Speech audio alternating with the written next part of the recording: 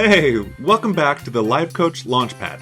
My name's BJ, and I'm here every week talking to you about all the online business things that, as it turns out, need to happen in order to have a successful life coaching business. I'm a business coach. I love to help life coaches make more money, get more clients, have more fun, and to do what they love to do, what they're meant to do, and that's coaching. So, let's dive right in. I was giving a consultation one time, and the potential client asked me, what was the hardest part about starting your business? So I thought about it, and here was my answer. Doing the work. I already knew what I wanted to build. I knew how I wanted to help people, and it is a proven business model. There are always going to be life coaches. They will always need help building their business. Clients don't just show up once you get coaching certified. You have to learn to attract them to you. But I was having trouble doing the work needed to build my business. It felt like I was doing a lot of things. I felt really busy, but I wasn't seeing results. And and to be honest, when I thought about it, I wasn't even doing the things that I knew needed to be done to get in front of my ideal clients, life coaches. It came down to me not understanding how to build good habits. James Clear wrote the definitive guide to creating new good habits and ending bad ones. The foundation of his book, Atomic Habits, is the 4 stages of habit. It turns out we can use this understanding to make our habits what we want them to be so that we can create the best coaching business that we are capable of. Once you understand the 4 stages, then you can use them to actually implement the habits you want to have.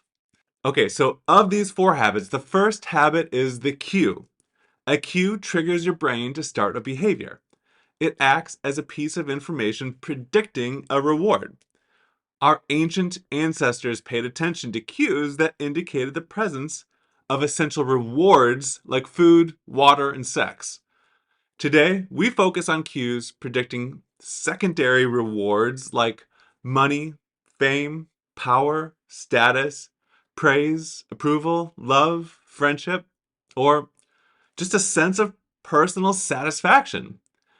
These pursuits also indirectly improve our chances of survival and reproduction, which you have to remember is the fundamental motive behind all of our actions. That is just how our primal brain works.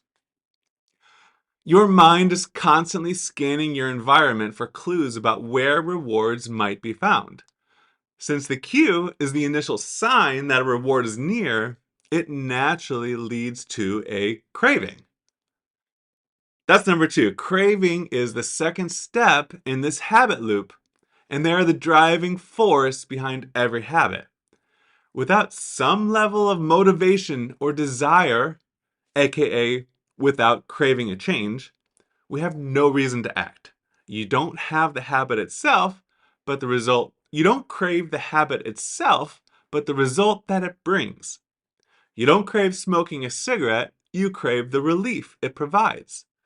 You're not motivated by brushing your teeth, you desire the feeling of a clean mouth and no cavities. You don't want to turn on the television, you want to be entertained. Every craving is linked to a desire to make a change. The third step is the response. The response is the actual habit that you perform. It's the action. Well, it can actually also be a thought. Whether a response occurs depends on your level of motivation and the amount of effort required. If an action demands more physical or mental effort than you are willing to exert, you won't do it. Finally, the response delivers a reward. Rewards are the end goal of every habit. The cue is about noticing the reward.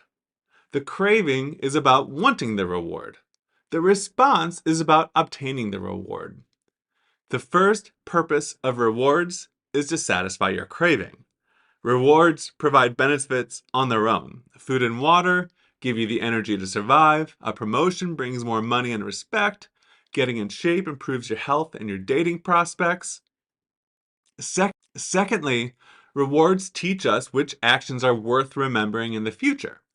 Your brain is a reward detector. The more you experience and enjoy the reward, the more likely you are to do the response or the action again. Rewards close the feedback loop and complete the habit cycle. If a behavior is lacking in any of the four stages, it will not become a habit. Remove the cue, and the habit won't start. Reduce the craving, and you won't have enough motivation to act. Make the behavior difficult, and you won't be able to do it. If the reward doesn't satisfy your desire, then you'll have no reason to do it again in the future. Without the first three steps, a behavior won't occur. Without all four, a behavior won't be repeated. When the reward that you want is to have a thriving coaching business that provides massive income and plenty of opportunities to touch the lives of others, what is the action, or it's called the response in this model, that you need to do? This model teaches us that we need to provide the right cues to trigger the craving, which leads us to the response, or the action, which then finally gives us the reward that we crave. Here's the question: how do you provide the right cues? That is the name of the game for us entrepreneurs trying to build a business. And the answer is with routine reinforcers. That is what I'm going to that is exactly what I talked about in episode 9, which was called 2 Must-Have Productivity Tools Every Life Coach Needs. Go back and listen to how to implement the calendar versus to-do list mini process, time blocking, and the Pomodoro technique. Those strategies keep us on track. They keep us from going off track. They reinforce the routine that we set for ourselves. Because there's always going to be distractions.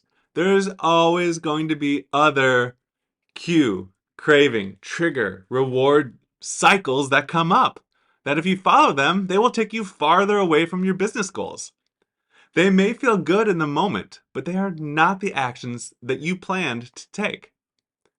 Having guide rails is utterly important, and it's backed up by the scientific observations made in this book, Atomic Habits.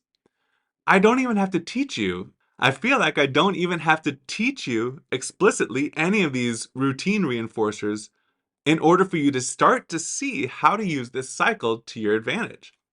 Think about any negative habits. When you sit down to work on your business, do you have any repeat distractions? Does checking your email suddenly feel like the most important thing to do? How about checking your social feed? Or scanning news headlines? That is a big one for me. Completely unimportant, yet somehow feels incredibly compelling. What about starting new good habits? When do you plan to do the action? For how long? What's the first step?